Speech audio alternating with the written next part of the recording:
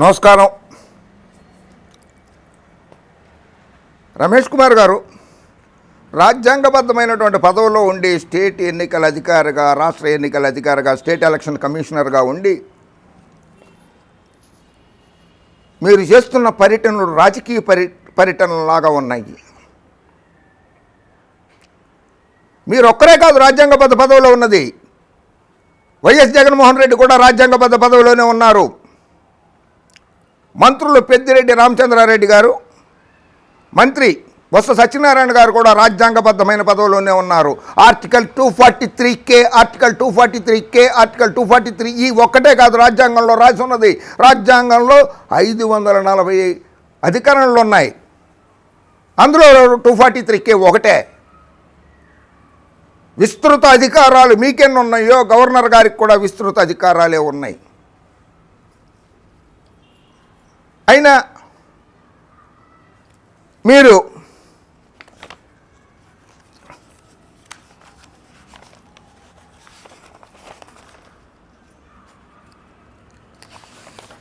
ఇరవై 8/1/2021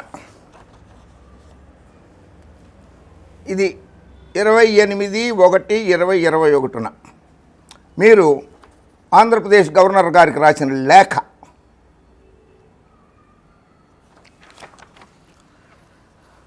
డివో letter number 67/SEC-B2/2021 dated 28/1/2021. Your excellency. అందులో notwithstanding the above, minister Shri Peddireddy Ramachandra Reddy and Shri Botsa Satyanarayana have attacked me in violation of the Lakshmana Rekha, I mean model code of conduct.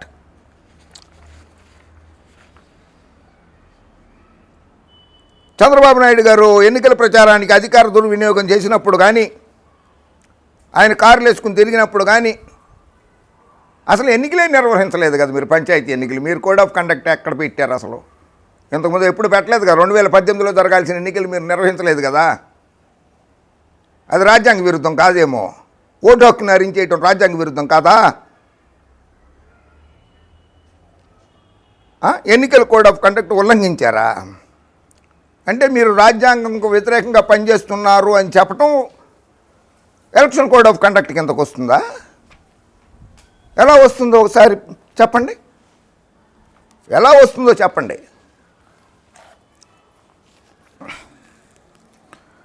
Much worse is the case of Sri Sajjala Ramakrishna Reddy, who is an advisor in the rank of cabinet minister, who attacked me from the premises of the party office in what is purely a political attack. Okay. ఇక్కడ political attack అని పెట్టారు. పై దాంట్లో attack అన్నారు. Attacked me. Attack is somewhat different.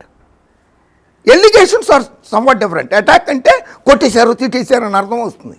దాడి చేశారని అర్థం వస్తుంది అటాక్ అంటే. బొత్స సత్యనారాయణ గారును పెద్దిరెడ్డి రామచంద్రారెడ్డి గారు మీ మీద దాడి చేయలేదు. అక్కడ పొలిటికల్ అన్న పదాన్ని వాడలేదు మీరు. కింద సజ్జల రామకృష్ణారెడ్డి గారి దగ్గరికి వచ్చేసరికి పొలిటికల్ అటాక్ అన్నారు. ఇది కరెక్ట్ అయిన పదం.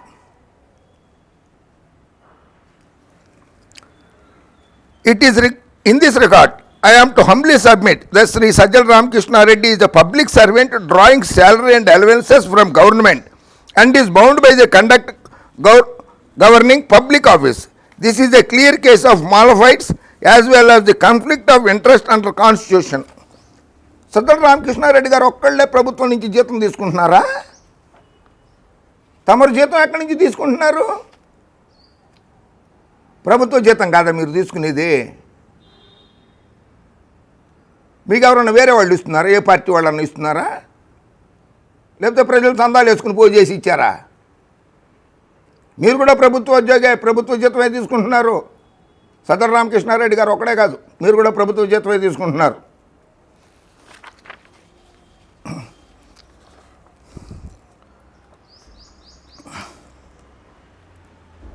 I request you to refer the whole episode for highest legal opinion, preferably that of Attorney General of India, as I have no confidence in the office of the Advocate General of the Government of Andhra Pradesh. మీరు రాశారు 1, 2, 3 పేరాలో రాశారు. Attorney general గారు కూడా రాజ్యాంగబద్ధమైన పదవి అది. ఆయన మీద మీరు నో కాన్ఫిడెన్సా? శ్రీరామ్ గారు సౌమ్యులు, చాలా మంచివారు, అనుభవజ్ఞులు. అటువంటి శ్రీరామ్ గారి మీద నో కాన్ఫిడెన్స్. ఆయన కూడా రాజ్యాంగబద్ధమైన పదవులే ఉన్నారు కదా, ఆయన మీద మీరు ఎట్లా అన్నారో విశ్వాసం లేదని, మీ మీద విశ్వాసం లేదు అని చెప్పి ఏ రాజకీయ పార్టీ అనకూడదు, ముఖ్యమంత్రి గారు అనకూడదు, మంత్రులు అనకూడదు, క్యాబినెట్ ర్యాంక్ హోదాలో ఉన్నటువంటి ప్రభుత్వ సలహాదారులు అనకూడదు, ప్రజలు అనకూడదు, శాసనసభ్యులు అనకూడదు, రాజ్యసభ సభ్యులు అనకూడదు, లోక్సభ సభ్యులు అనకూడదు. పైనుంచి ఊడిపడిపోయారేటి రాజ్యాంగబద్ధ పదవి అనేసరికి. మీరు మాత్రం రాజ్యాంగబద్ధ పదవిలో ఉన్న అడ్వకేట్ జనరల్ మీద నాకు కాన్ఫిడెన్స్ లేదు, విశ్వాసం లేదు అని ఇచ్చా. ఇది రాజ్యాంగంలో ఎక్కడ రాసి ఉందో చెప్పండి? ఏ అధికరణ కింద ఉంది ఇది?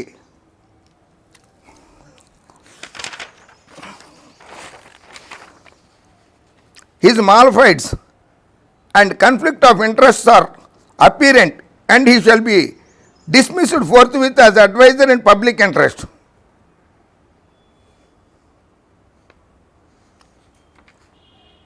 అడ్వకేట్ జనరల్ గారిని డిస్మిస్ చేసేయాలా? సజ్జల రామకృష్ణారెడ్డి గారిని డిస్మిస్ చేసేయాలా? ఇంకా నయ్యం, రాజశేఖర రెడ్డి గారి ప్రభుత్వాన్ని రద్దు చేయమని చెప్పి అడగలా మీరు. అది ఆర్టికల్ 356 కిందకు వస్తుంది.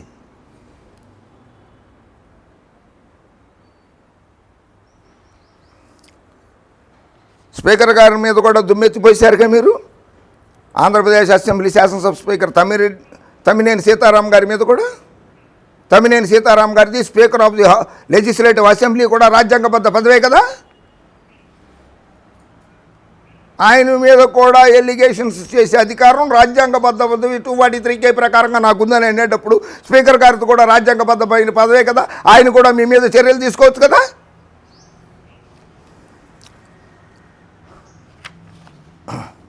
The statements of Shri Vijayasai Reddy second పేజీలో మీరు రాసిన లేఖ 2వ పేజీలో,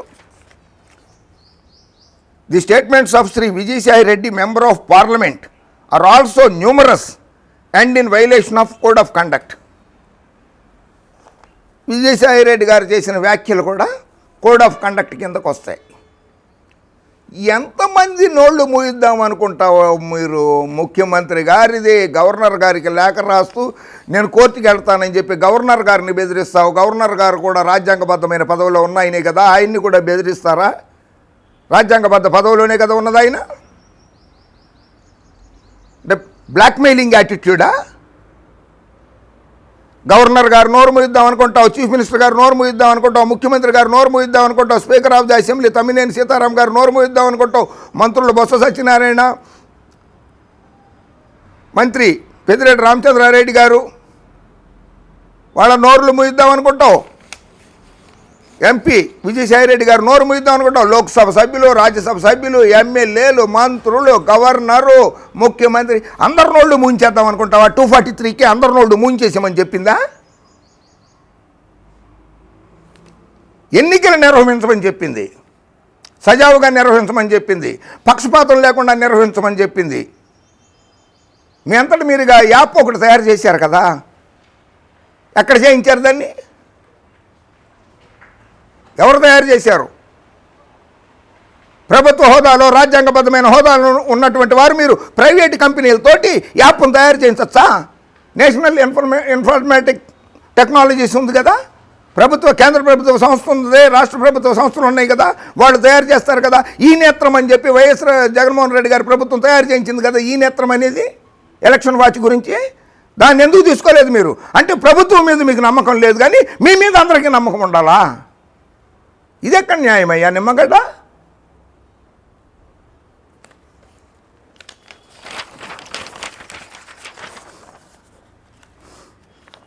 The business and conduct of the Andhra Pradesh Assembly rules, regulations. చూసుకో. Rules and procedure and conduct of business in the Andhra Pradesh Legislative Assembly. చూడు నిమ్మగడ్డ గారు, ఇందులో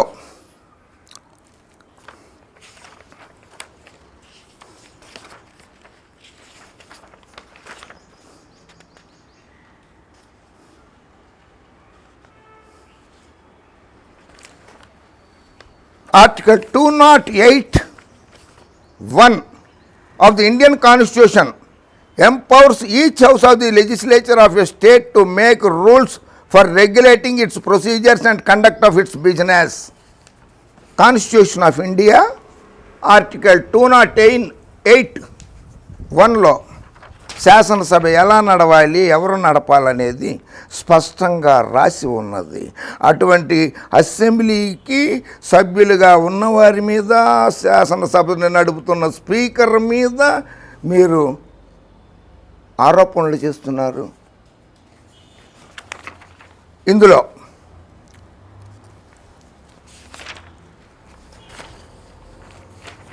బిజినెస్ రూల్స్ చాప్టర్ 20 privileges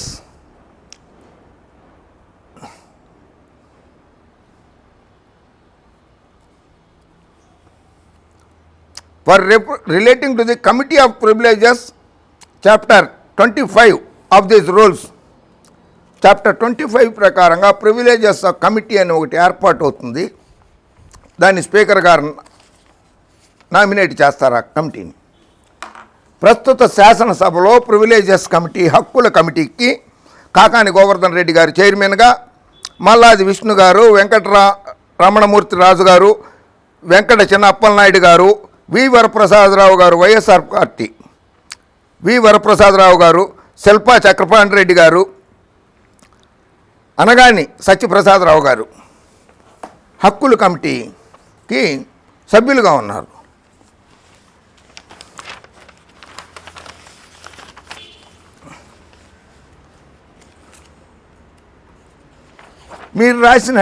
మీరు గవర్నర్ గారికి రాసినటువంటి లేఖలో పెద్దిరెడ్డి రామచంద్రారెడ్డి గారు, బొత్స సత్యనారాయణ గారి మీద ఆరోపణలు చేశారు కదా. ఆ మంత్రులు ఎవరు? స్పీకర్ తమ్మినేని సీతారాం గారికి, గౌరవ స్పీకర్ తమ్మినేని సీతారాం గారికి మీ లేఖలోని విషయాలు ఎంతో బాధ కలిగించినాయి, మా హక్కులకి భంగం కలిగించినాయి, మా హక్కుల్ని కాపాడండి మహాప్రభో అని స్పీకర్ గారికి రాశారు. మీ మీద చట్టపరమైనటువంటి శాసనసభ్యులకి, మంత్రులకు ఉన్న హక్కులని హరిస్తున్నటువంటి state election commissioner Nimmagadda Ramesh Kumar గారి మీద చట్టపరమైన చర్యలు తీసుకోవాల్సిందిగా లేఖ రాశారు. To the honourable speaker, AP legislative assembly Velagapudi, casting reflections, libellous remarks, intimidating approach, breach of privilege by Dr. Nimmagadda Ramesh Kumar, State Election Commissioner request. With great pain and anguish, I would like to bring to your kind notice about the letter reportedly written by Dr. Nimmagadda Ramesh Kumar, the State Election Commissioner, to His Excellency. మీరు రాసిన లేఖ మీద వాళ్ళు రాశారు, I once again appeal to you to protect my privileges, honor and respect by taking an appropriate action in this regard. మా హక్కులకి భంగం కలిగించకుండా మా హక్కుల్ని కాపాడండి అని స్పీకర్ గారికి లెటర్ రాశారు.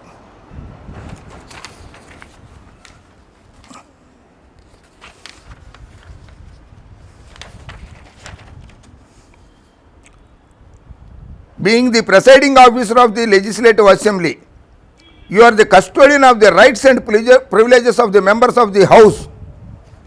I am therefore appealing to your good self to take necessary action in this context అని శ్రీ బొత్స సత్యనారాయణ గారు రాశారు స్పీకర్ గారికి. ఆయన స్పీకర్ గారు, గౌరవ స్పీకర్ గారు వారి లేఖల్ని ప్రివిలేజ్ కమిటీకి పంపారు. ప్రివిలేజ్ కమిటీ పరిశీలించింది. ఆ నిర్ణయం త్వరలోనే వెలువడుతుంది. వారి హక్కులకి భంగం కలిగిన దాని మీద ఎలా ఉంటుంది, ఏం చర్యలు తీసుకుంటారనేది. గతంలో కూడా జరిగింది. In depth speaker roles and responsibility, speaker గారుకి ఉన్నటువంటి అధికారాలు ఎటువంటివి, ఆయన బాధ్యతలు ఏమిటి, ఇది in depth speaker roles and responsibility. ఇందులో చూడండి, రాష్ట్రపతి గారు కూడా Speaker's approval is sought for the date on which the House will start before it is convened.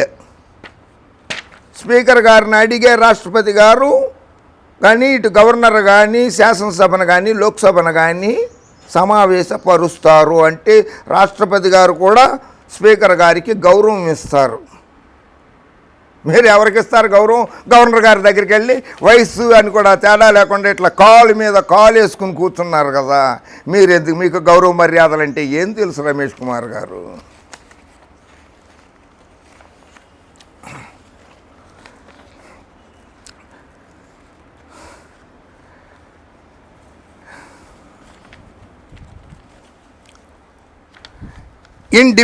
It depends solely on the Speaker to refer any question of privilege to the Committee of Privileges for examination, investigation and report.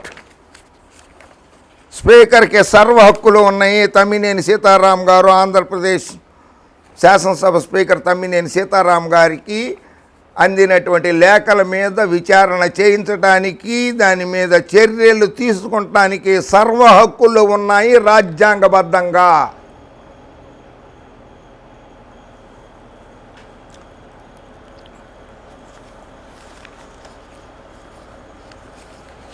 గతంలో అలాగే విర్రవి గారు, state election commissioner Maharashtra Shri Nandlal గారు, మహారాష్ట్ర శాసనసభ ఆయనకి మంత్రులు, ముఖ్యమంత్రి ఆయన నోటీసులు ఇచ్చారు.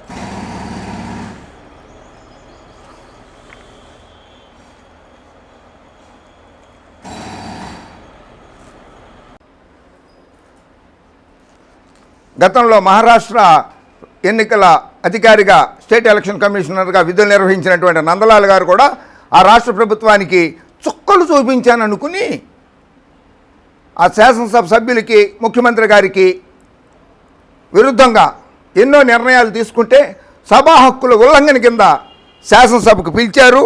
ఆయనకి 7 రోజులు జైలు శిక్ష విధించడం జరిగింది. ఆ తీర్పు మీద ఆయన గౌరవ Bombay high court of judicature at Bombay, original civil jurisdiction, writ petition number 905 of 2008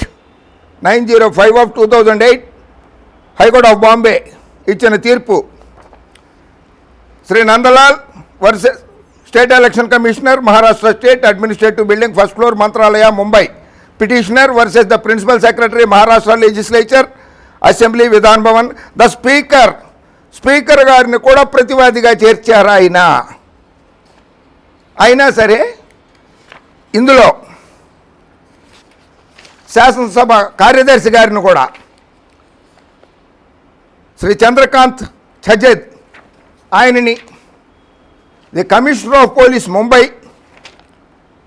privilege కమిటీని కూడా ఆయన ప్రతివాదిగానే చేర్చారు. ప్రివిలేజ్ కమిటీని కూడా, అక్కడ ప్రివిలేజ్ కమిటీ ఆయనకి శిక్ష వేయమని స్పీకర్ గారికి సిఫార్సు చేస్తే స్పీకర్ గారు ముంబై పోలీస్ కమిషనర్కి సిఫార్సు చేసి అరెస్టు చేయమంటే అరెస్టు చేసి 7 రోజులు జైల్లో పెట్టారు. సర్వశ్రీ శ్రీహరి అనే senior counsel, Sachindra B Satye for the petitioner వాదించారు ఈ కేసుని.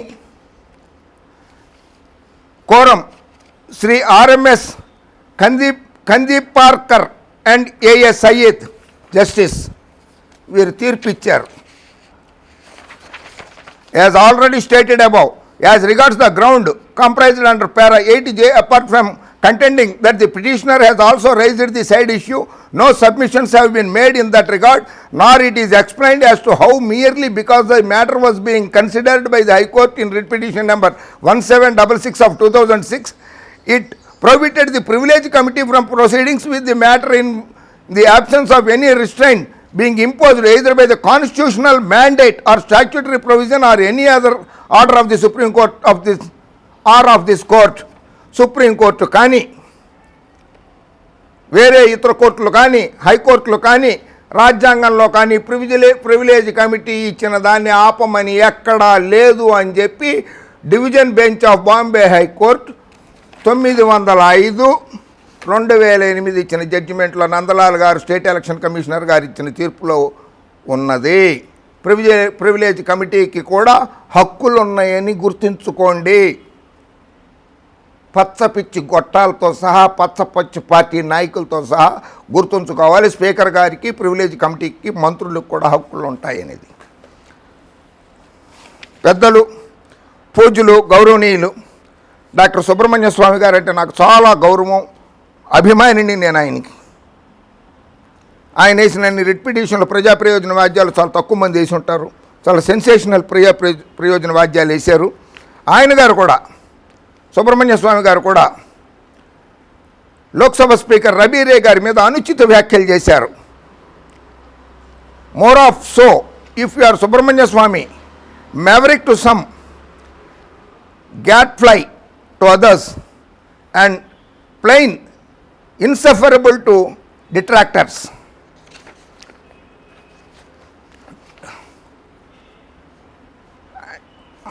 Aina, he made the statement, the man never had held a government job before, came very close to losing his first one by exposing his office to ridicule. The Harvard-educated Union Minister for Commerce, Law and Justice had Parliament in uproar when he told Lok Sabha Speaker Rabire in private that he could put him behind bars. Lok Sabha Speaker Rabire గారిని జైలుకి పంపిస్తాను అని చెప్పి సుబ్రహ్మణ్య స్వామి గారు అన్నారు private డిస్కషన్స్లో. అది ఆయన పదవి పోవడానికి కూడా కారణాలయ్యింది.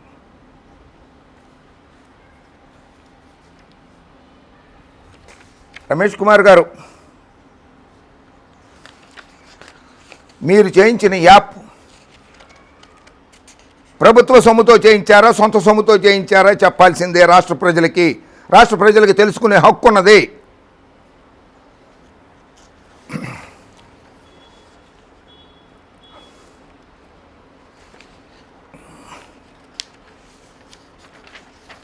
స్పీకర్ గారి మీద చేసినటువంటి వ్యాఖ్యలకి లోక్సభ మొత్తం వాడి వేడిగా చర్చలు జరిగి సుబ్రహ్మణ్య స్వామి గారిని మంత్రి పదవి నుంచి తొలగించాలనే డిమాండ్ తోటి పార్లమెంట్ హౌస్ దద్దరిల్లిపోయింది.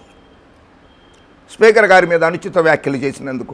మీరు నిమ్మగడ్డ రమేష్ కుమార్ గారు, మీరు కూడా స్పీకర్ గారి మీద అనుచిత వ్యాఖ్యలు చేశారు, అసందర్భ వ్యాఖ్యలు చేశారు.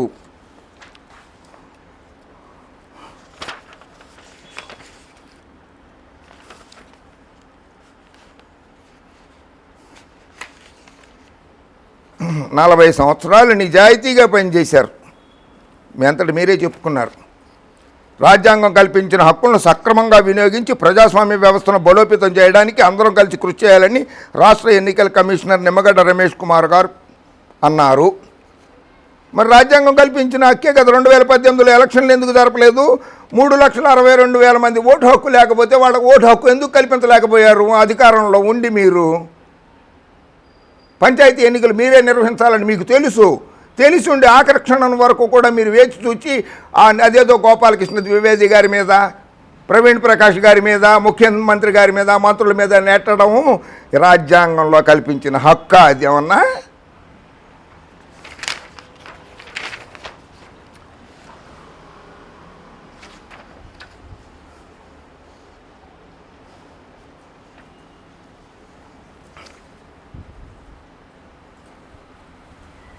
ఏకగ్రీవాలకి ఎన్నిక వ్యతిరేకం కాదని చెప్తున్నారు. ఏకగ్రీవాలు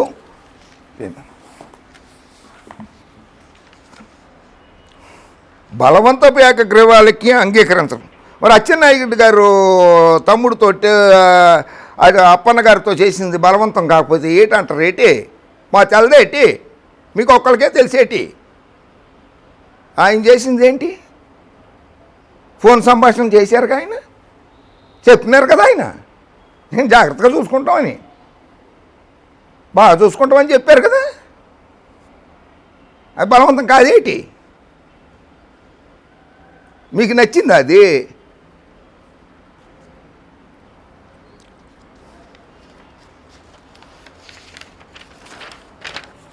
అయినా